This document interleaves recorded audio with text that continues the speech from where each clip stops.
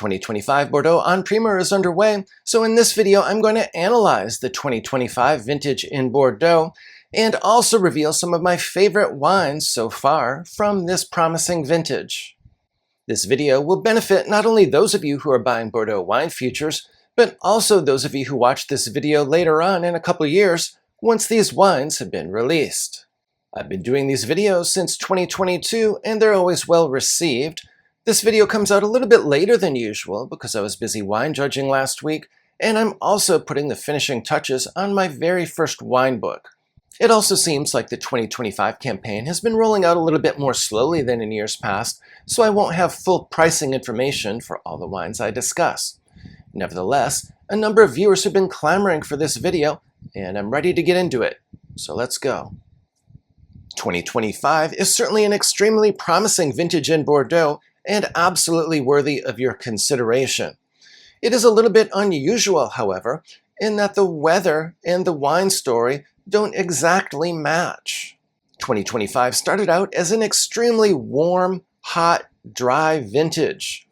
Everyone expected that the wines would be very similar to those in the very hot 2022 vintage. But then in August, that all changed.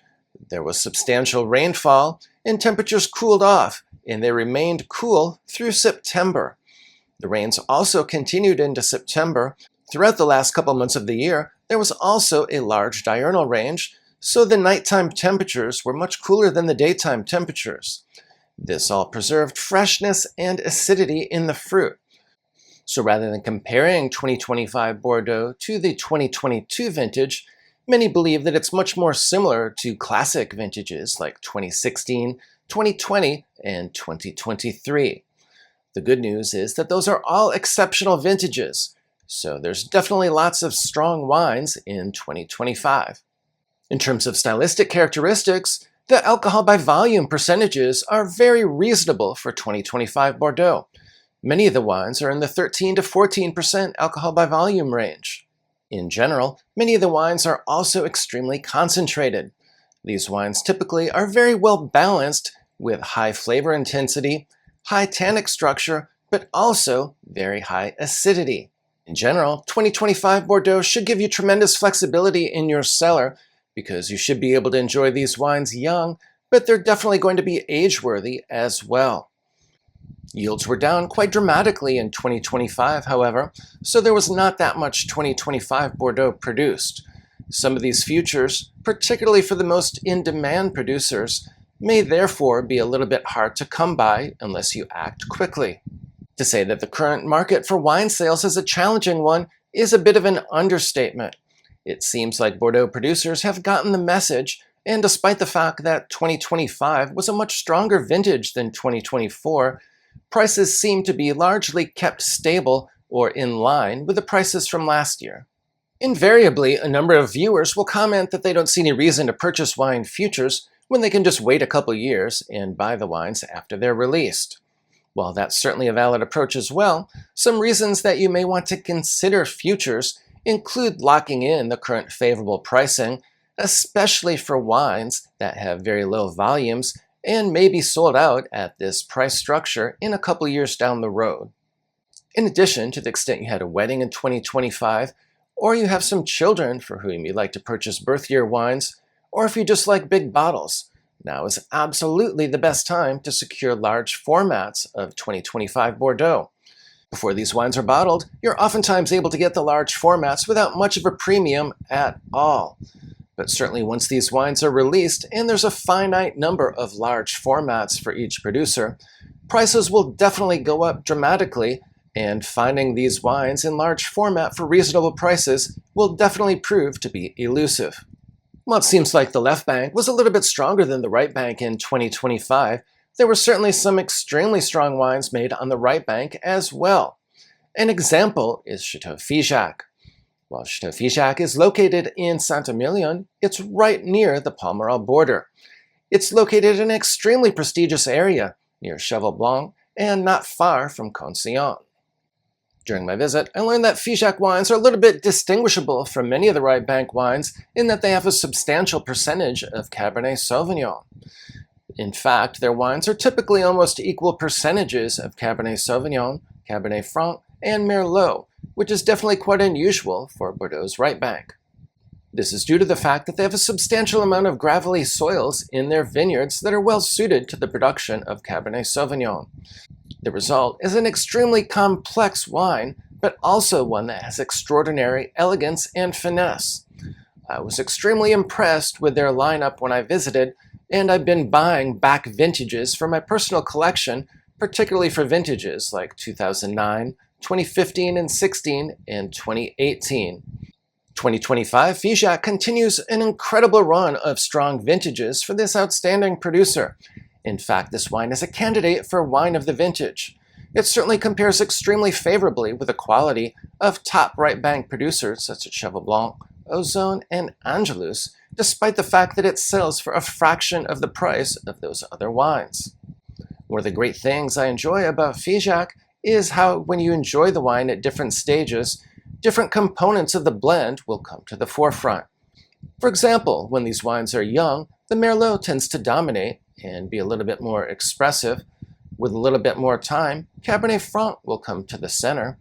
But with some extended aging, the Cabernet Sauvignon is the star. The 2025 vintage has slightly more Merlot than usual at around 38%.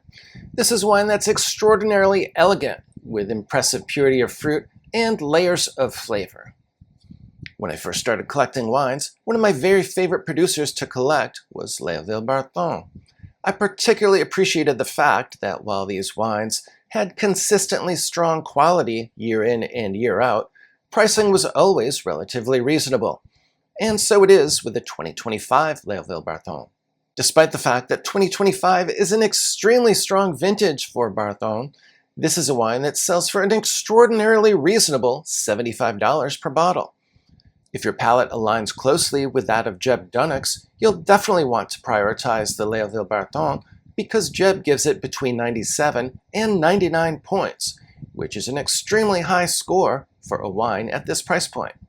Of course, Leoville Barton is a second growth in the 1855 classification of Bordeaux, and it's located in Saint-Julien.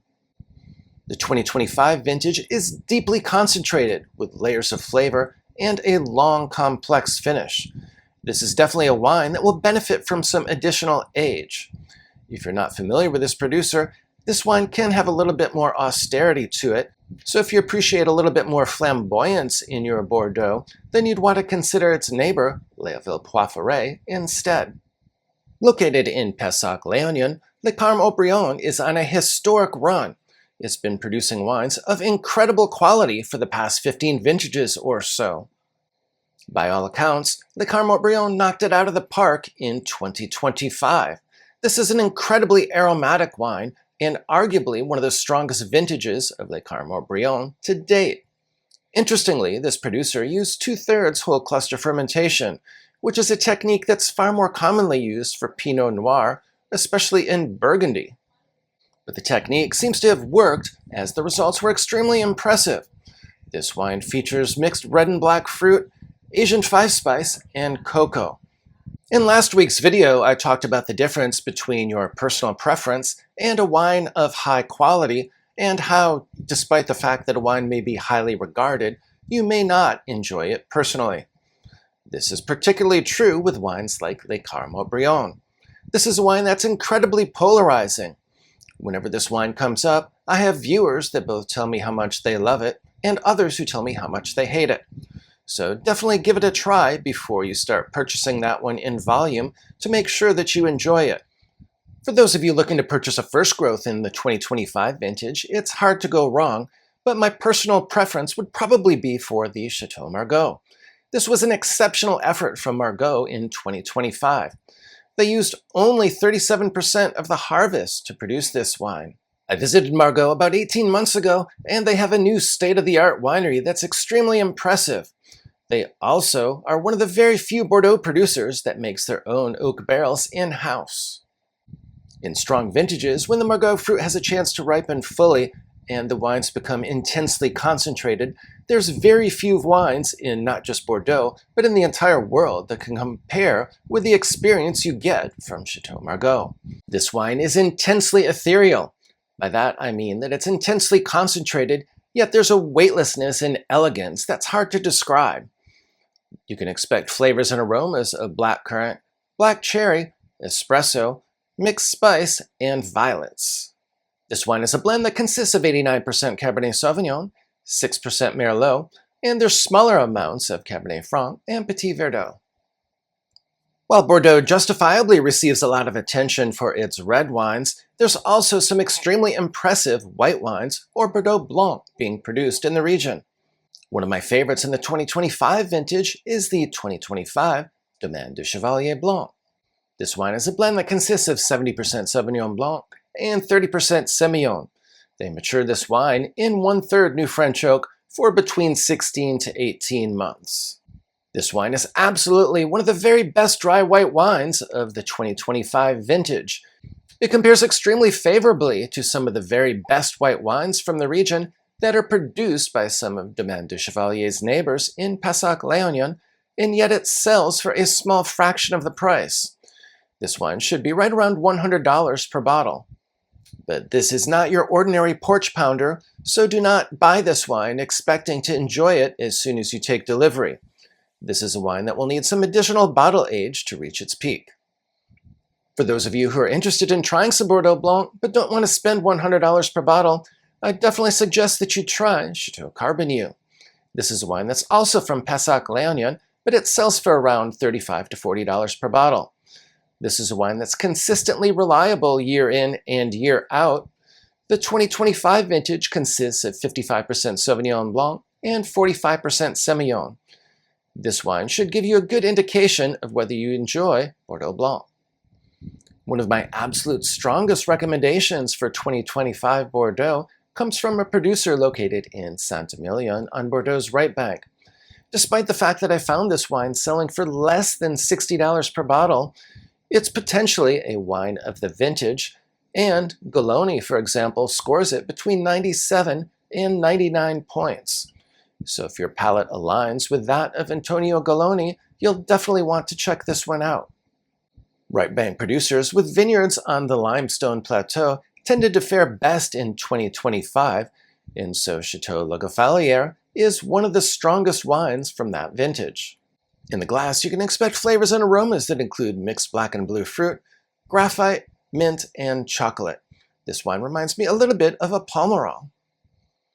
Located in Pauillac, Chateau Grand-Puy-Lacoste is a fifth growth in the 1855 classification of Bordeaux and is a winery that's been delivering exceptional value for many years. This wine tends to be vibrant and expressive and a little bit more fruit-forward and generous. As a result, you can enjoy this wine on the younger side, but it's also capable of aging for an extended period of time as well. In fact, earlier this week, I enjoyed the 1995 vintage, which was showing extremely well. The 2025 vintage is highly acclaimed. This wine is a blend that consists of around 75% Cabernet Sauvignon and 1/4 Merlot.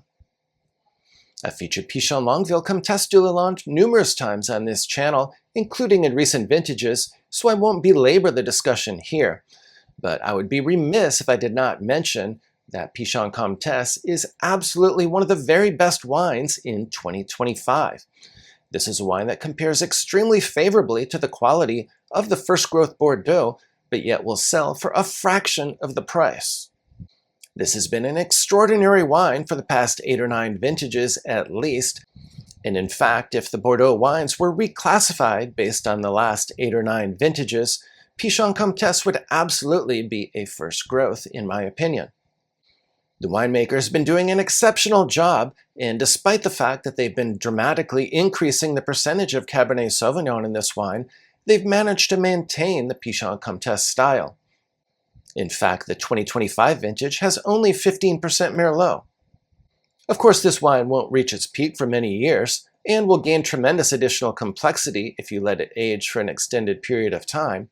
You can definitely enjoy it young if you enjoy fruit-forward wines. In fact, when I visited the winery recently, they popped and poured a bottle of the 2020 vintage, and it was not just tolerable, it was extremely enjoyable just minutes after it was poured. Another Saint-Emilion-based wine that benefited from the strength of the Limestone Plateau in 2025 is Chateau Beau-Séjour Bécot. This is another wine that flirts with perfection. This wine is generally a blend that consists of 80% Merlot and 20% Cabernet Franc, although there's slightly higher percentages of Cabernet Franc in the 2025 vintage. This is a wine that has tremendous purity of fruit. They mature this wine in 50% New French oak, and they also use some Foudre and Amphora.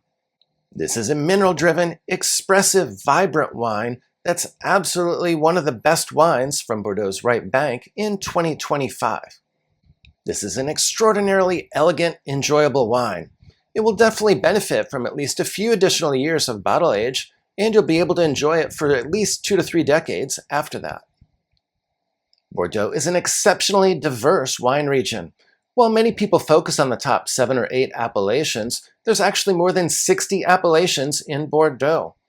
I became an accredited Bordeaux wine educator in 2025, and I spent a week at the Bordeaux Wine School.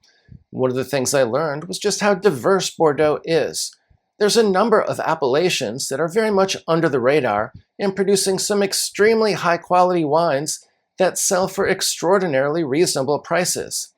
One of my favorites is Castillon Côte de Bordeaux. For those of you who are looking for a Bordeaux in the $20 to $25 price range to serve as either a cellar defender or a daily drinker, you'll definitely want to consider the 2025 Chateau Figeac. This is a wine that's been well received by critics. It's a blend of 80% Merlot and 20% Cabernet Franc.